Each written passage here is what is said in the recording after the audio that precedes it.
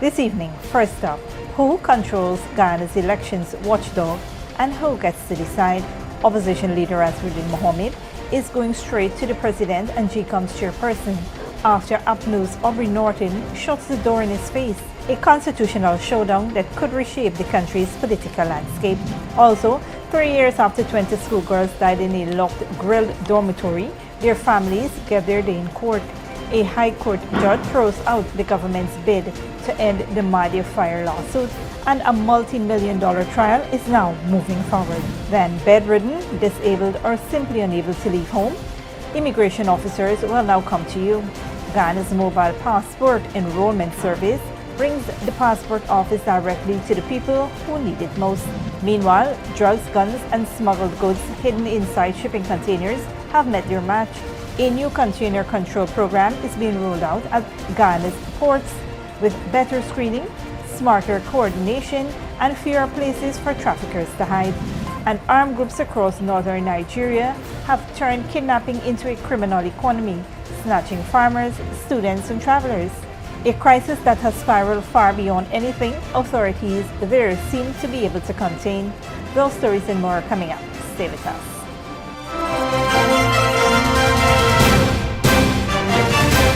Welcome to this broadcast of Channel 2's Headline News Update for June 19, 2026. I'm Bibi Backus. Thank you for joining us. First up, a high-stakes power struggle over Guyana's election watchdog has escalated, with opposition leader Azruddin Mohamed now vowing to take his fight to replace GECOM's opposition side commissioners straight to the president and the commission's own chairperson. Mohamed told Kaitri News he plans to formally write to President Irfan Ali and GECOM chairperson Justice Retired Claudette Singh, pressing his case that the opposition-nominated commissioners no longer reflect Guyana's political reality. He argued that long-standing concerns persist that the sitting commissioners serve only APNU's interests rather than the opposition as a whole. The move comes after APNU's chairperson and former opposition leader Aubrey Norton flatly rejected Mohamed's authority to swap out the commissioners. The dispute erupted on June 10th when Mohamed issued a directive seeking to appoint 3 new GECOM commissioners under Article 161 of the Constitution. Norton fired back the same day, calling Mohamed's legal reasoning fundamentally flawed and insisting no vacancies actually exist, while arguing the Constitution does not allow a commissioner's tenure to be automatically ended simply because the parliamentary leadership has changed. Norton went further, warning that giving in to Mohamed's demand would set a dangerous precedent, one that could expose GECOM's constitutional office holders to the shifting tides of parliamentary politics. He maintained that the 2000 constitutional reform were specifically designed to shield the elections body from this kind of political interference. On a different note, a High Court ruling has cleared the way for grieving families of the Mahdia dormitory fire victims to pursue a multi-million-dollar lawsuit against the state after a judge rejected the government's bid to have the case thrown out. Acting Chief Justice Narendra Singh dismissed Attorney General Anil Nandlal's applications to strike out the constitutional lawsuit filed on behalf of the children killed in the May 2023 blaze, ruling that the matter raised substantial questions of law and facts that could not simply be dismissed. The administrators of 13 of the 20 children who died, represented by attorney Darren Wade, are seeking damages exceeding $200 million per child, plus aggravated and exemplary damages of more than $400 million each, arguing the state breached its constitutional duty of care. Court filings allege the girls were locked inside a heavily grilled, padlocked dormitory with no means of escape when the fire broke out, despite prior fire safety warnings from the Guyana Fire Service having gone unheeded. Central to the dispute is a controversial 2023 settlement in which families were paid $5 million per child. The lawsuit claims guardians were pressured into signing without independent legal advice. The government's lawyer argued that the settlement agreements are legally valid because the families accepted the compensation payments, effectively agreeing to the deals. However, Justice Singh ruled that important legal questions remain, including whether those who signed the agreements had the legal authority to do so on behalf of the deceased person's estate. As a result, the case will proceed to a full trial. The judge also said the signed agreements remain an important part of the government's defense and can still be relied on during the trial. The trial dates have not yet been set. Moving on, the government has expanded access to passport services through the Central Immigration and Passport Office's mobile enrollment initiative, allowing immigration officers to process passport applications at the homes of persons who are bedridden, living with disabilities, or otherwise unable to visit a passport office. Speaking on the Police Roundup program, Deputy Chief Immigration Officer, Senior Superintendent Stephen Telford, said the initiative ensures vulnerable citizens can obtain travel documents without leaving their homes.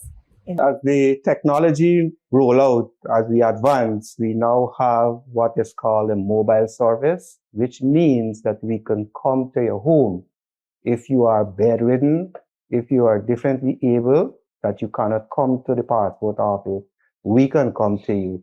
Just recently, we were at Regina, where a bedridden person wanted to go overseas to get medical attention.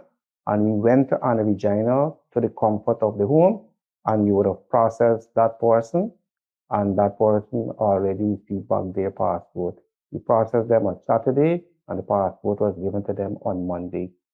We had another case where somebody was hospitalized in Georgetown Hospital. They had wanted to travel overseas. On check-in, they realized the passport was expired. The team put themselves together, went to Georgetown Public Hospital, processed the person, returned the passport to them, and that person is now overseas seeking for the medical attention. Telford said the mobile program complements the government's wider effort to improve access to passport services through decentralized offices in Lenora, Lethem, Port Morant, Linden, New Amsterdam, and Regina. Applications submitted at these locations are processed within 3 working days.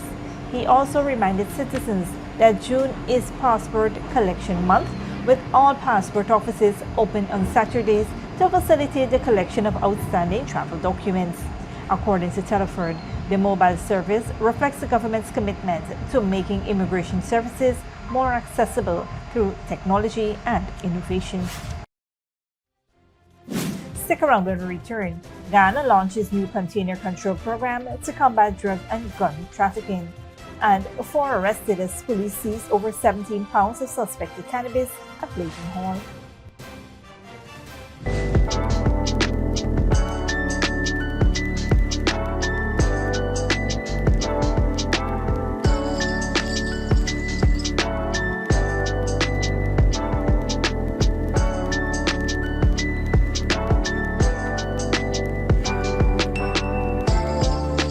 Hey there, it's that time of year again, and Sharon Cadogan Taylor brings you the 7th edition of Dedication to Daddy under the theme Like Father, Like Son. National Cultural Center, Sunday, June 21 at 8 p.m. VIP tickets, including cocktails in the Jazzy Lounge Plus, just $6,000. Regular tickets, $3,000. Bring Dad to enjoy an evening of sweet songs, dance and drama, and fabulous door prizes. Dedication to Daddy 7, Sunday, June 21, 8 p.m., National Cultural Center. See you there.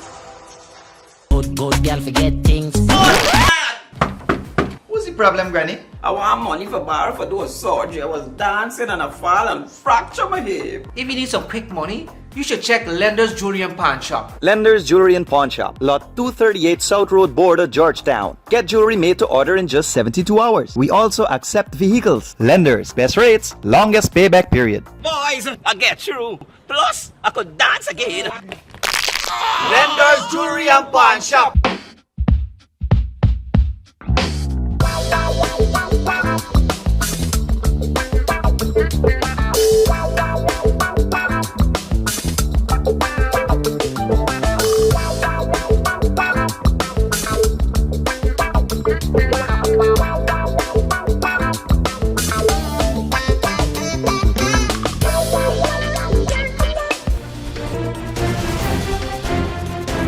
Welcome back.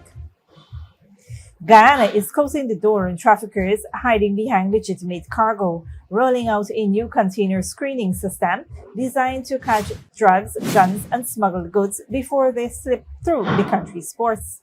The new system aims to do better checks of shipping containers entering and leaving its ports to stop illegal items such as drugs, guns, and smuggled goods from being trafficked. Minister of Home Affairs, Wanid Walron, said the new container control program will work alongside existing port inspections.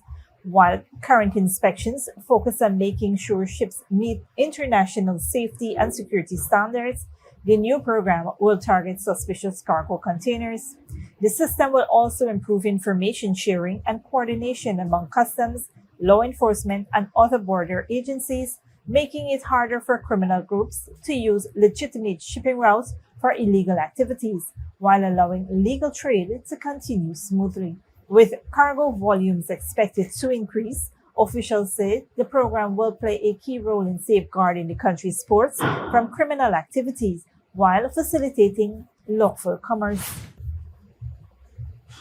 In other news, 4 people are behind bars on the east coast of Demerara tonight after police uncovered more than 17 pounds of suspected cannabis hidden in the bushes during a targeted overnight raid. The intelligence-led operation took place at the Bedridden Hall squatting area between 7:45 p.m. and 8:20 p.m. on Wednesday, when ranks moved in to the premises and contacted 4 occupants, a 51-year-old laborer, a 45-year-old vendor, and a 26-year-old construction worker, all from Bedridden Hall, along with a 26-year-old woman from Vigilance. A search of the property turned up a bulky black plastic bag stuffed with leaves, seeds, and stems suspected to be cannabis, concealed among vegetation in the yard. All 4 were arrested and taken to the Vigilance police station, where the suspected drugs were weighed in their presence, tipping the scale at 17.25 pounds before being formally lodged. The suspects remain in custody as investigations continue, building the case, with charges expected to follow. Don't go away after the break. Ukraine strikes Moscow. Oil refinery and residential buildings hit, and St. Lucia threatens UN vote after Ireland imposes visa requirements.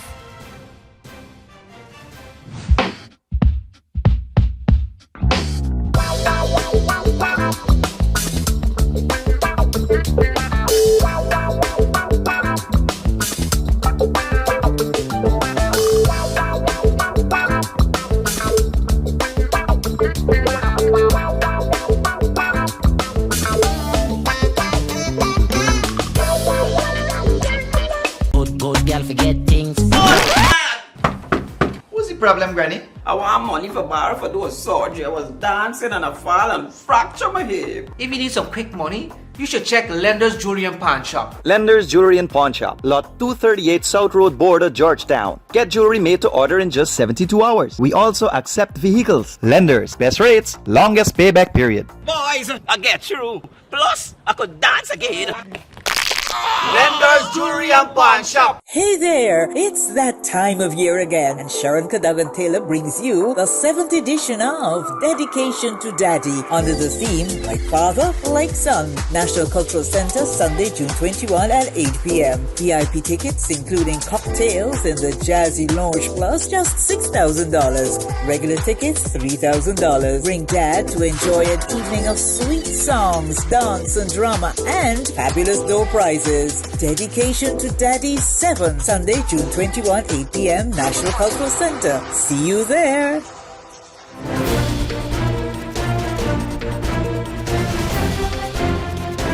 Welcome back. Now we take a look at what's happening in the region and around the world. Good evening, I'm Dominic Gittins. Tonight, St. Lucia's Prime Minister threatens to use its UN vote against Ireland over new visa restrictions. Colombia's coca substitute program hangs in the balance ahead of elections. Ukraine strikes the Moscow oil refinery in a massive drone offensive, and kidnapping has become big business in northern Nigeria. We will begin in the Caribbean. St. Lucia's Prime Minister Philip Pierre has warned Ireland that St. Lucia will use its United Nations vote strategically in response to new visa requirement imposed on its citizens. Pierre said the government received only 1 day's notice before the restriction took effect June 15th. He acknowledged having no control over Ireland's immigration policy, but stressed that St. Lucia has its own diplomatic tools available. Across Colombia, tens of thousands of farmers have joined the government's voluntary coca substitute program, replacing crops used to make cocaine with cacao, chili peppers, and other legal products. But with Colombians about to elect a new president, the future of that strategy is uncertain. Al Jazeera's Alexandro Rampieti reports. From the air, coca fields still dot large parts of southern Colombia, but on the ground, a different scene. Farmers and police officers uprooting coca plants side by side. This operation is part of President Gustavo Petro's strategy to persuade farmers to voluntarily replace coca with legal crops and offer viable alternatives. Most people think substitution means removing coca and planting cacao, but we're supporting the entire value chain, all the way to the final product. That gives farmers confidence they can earn legal incomes equal to or even higher than those from the illegal economy. Until recently, eradication campaigns often ended in violent confrontations. Farmers were injured and sometimes killed, and coca frequently returned within weeks. Now more than 40,000 families have joined the program, many hoping to leave behind decades of violence and uncertainty. We are tired of the violence, tired of all the risks our families were facing. We still don't know how it will turn out because we're only just beginning, but we're hopeful. We believe it can work as long as the government follows through on its promises. But with Colombia heading into a deeply polarized presidential runoff, the future of the program is in doubt. Frontrunner Abelardo de la Espriella says Petro's strategy has failed and is promising tougher enforcement and a return of forced eradication. These farmers already made a choice of a different future, but with Colombians choosing a new president, many here are wondering if the next government will continue backing this transformation or if instead Colombia will change its drug policy once again. Factories where he makes cocaine. Critics say the policy strained relations with Washington and eased pressure on criminal groups, but the government rejects the criticism, saying the strategy is beginning to work. After 60 years of war on drugs, the problem remains unresolved. Under this government, cocaine seizures topped 3,200 tons, more than the previous three administrations combined. At the same time, coca cultivation has been contained and is beginning to decline.